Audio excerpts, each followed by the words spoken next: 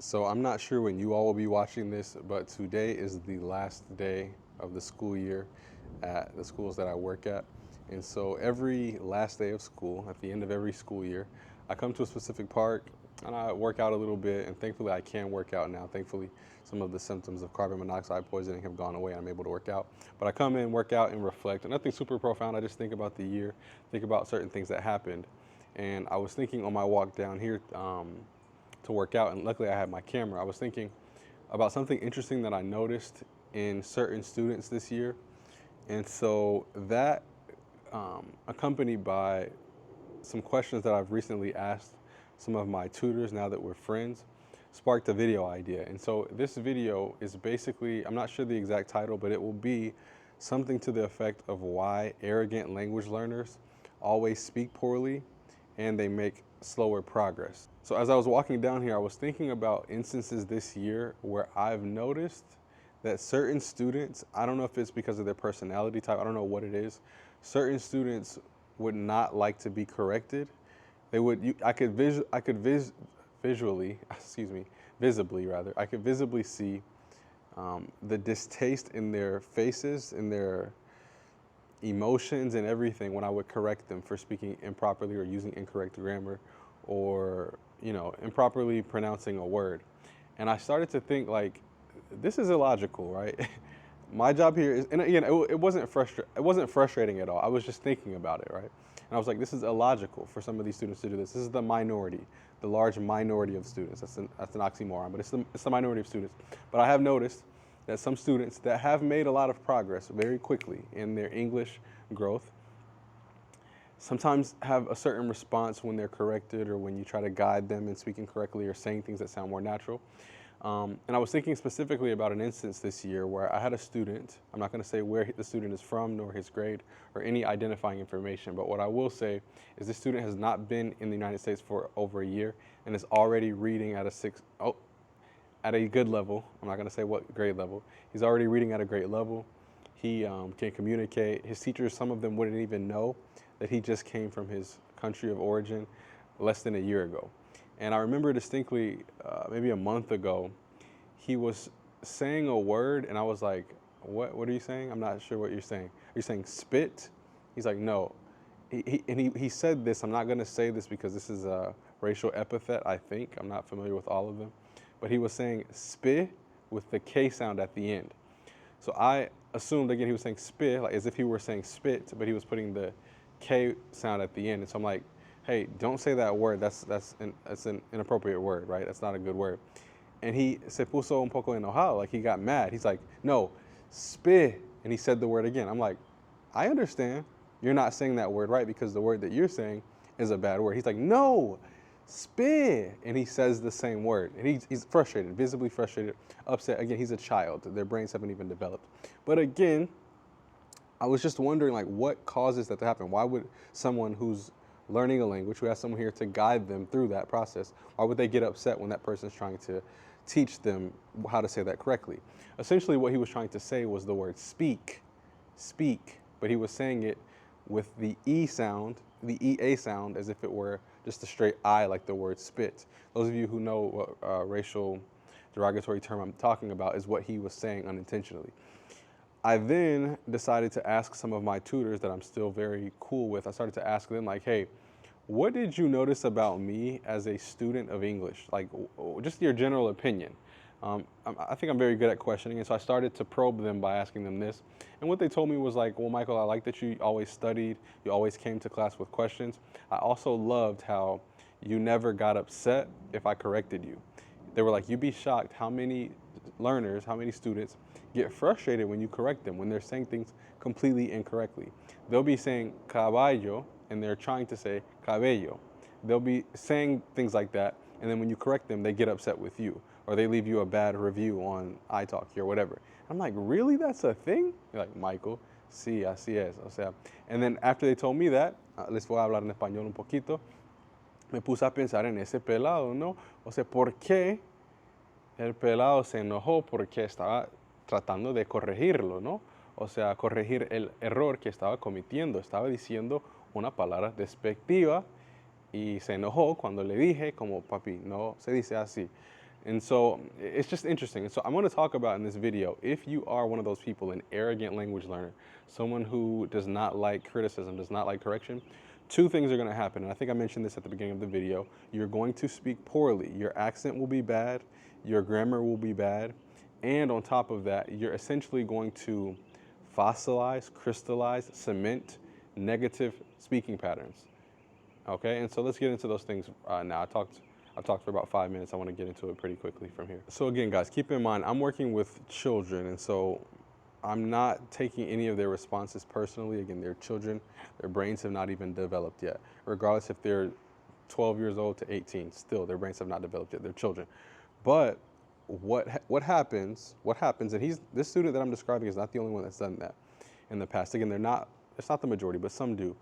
What that does to me as the teacher, again, it doesn't affect me, but all it does, and especially if this were an adult that I was teaching, all it does is it trains me to allow him or her, in whatever case we're talking about, to be a little lax in their pronunciation.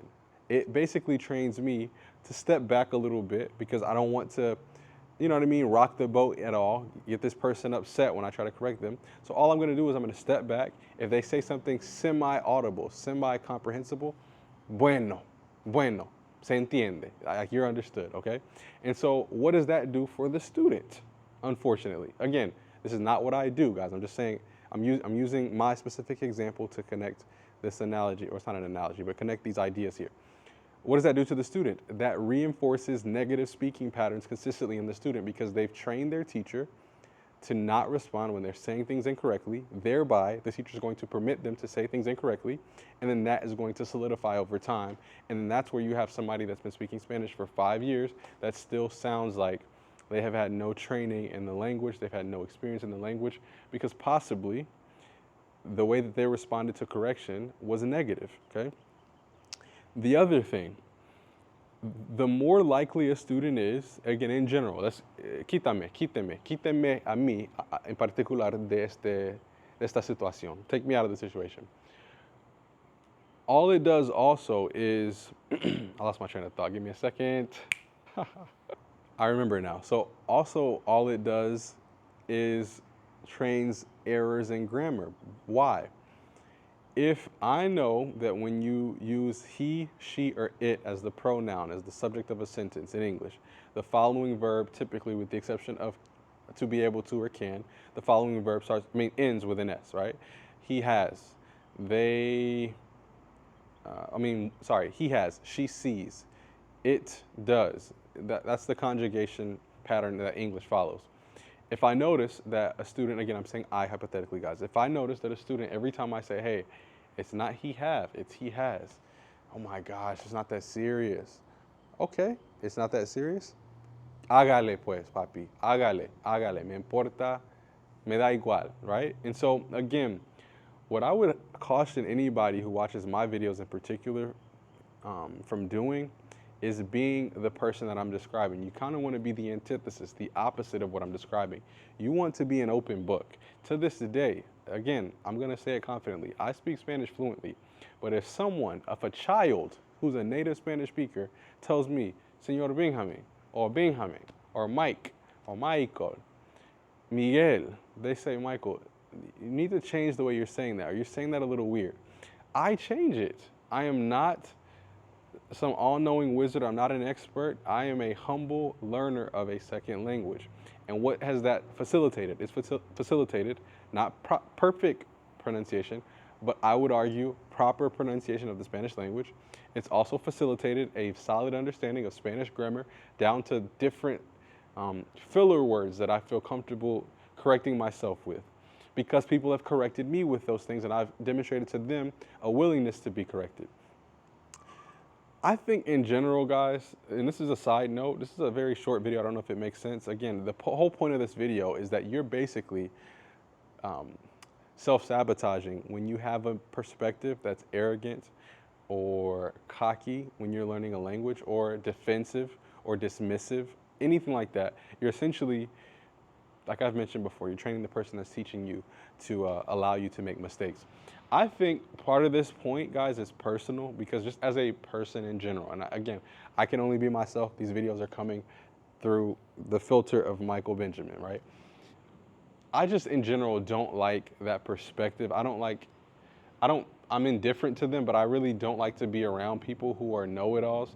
And again, I don't like to be around people that know nothing either, but I just don't like people that are like, you try to tell them something and like, I know, they won't even let you finish the thought. Like, I know that already. Oh, I knew that 5 years ago. Like, I know that. It's like, relájate, papi, okay, like, tranquilo. Like, it's just, I'm personally not a fan of people like that, so much so that I even avoid areas where I think there's a concentration of people like that.